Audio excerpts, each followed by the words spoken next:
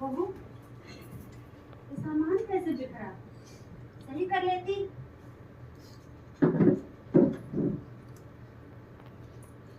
बहू, आज खाना तुम बना लेना, ठीक है बेटा? पता है ना, आज हमारा उपवास, इसलिए हम आगे के पास नहीं जा सकते। अष्टमी नहीं है, अष्टमी नहीं है मम्मी जी। कभी सप्तमी, कभी अष्टमी, कभी नवमी, रोज आपका कुछ ना कुछ तो रहता ही है। लिसन मम्मी जी, मुझे जैसा खाना बनाना आता है मैं वैसे ही बनाऊंगी। सब्जी में नमक ज्यादा हो जाए, दाल कच्ची रह जाए, चावल जल जाए तो मुझसे कुछ मत कहना। कहूँगी मैं कैसे? आजकल की लड़की जो हो, खाना बनाने में अपनी हेड तो समझती हो। आजकल की बात नहीं है मम्मी जी। आजकल के बहुत सी लड़कियां आपको चौका बर्तन और खाना बनाने वाली भी मिल जाएंगी। तो अपने बेटे की शादी क्यों नहीं मेरे से करा दी? मेरे जिंदगी में बात करने की क्या जरूरत थी? शादी के पहले तो मुझे यह भी नहीं मालूम था खाना बनता कहाँ है। क्या करती मैं ये सब जानकर? घर में 10-10 नौकर थे मम्मी जी। मैं कुछ शिकायत करती हूँ आपसे? लेकिन लड़कियां जिस घर में ब्याह कर जाती है उसके हिसाब से काम करना पड़ता है। What? क्योंकि सास भी कभी बहू थी। I know मम्मी जी।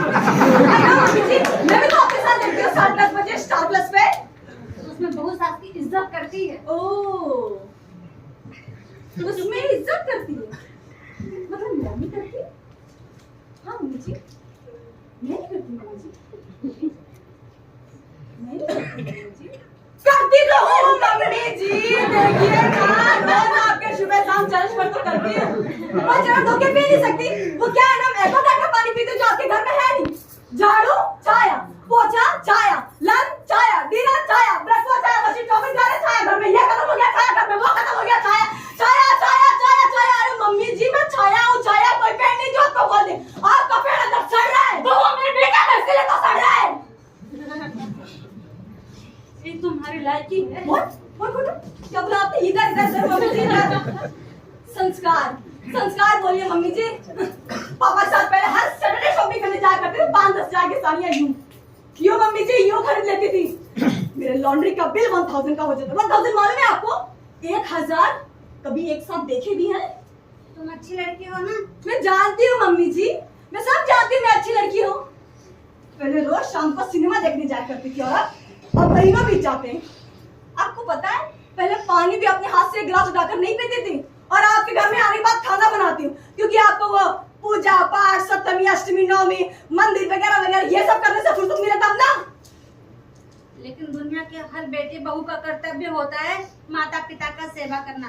तुम करती हो तो इसमें कहना क्या? लो लो लो लो लो लो लो लो लो लो लो लो मम्मी जी, अब मेरा कहना भी आपको बुरा लगने लगा?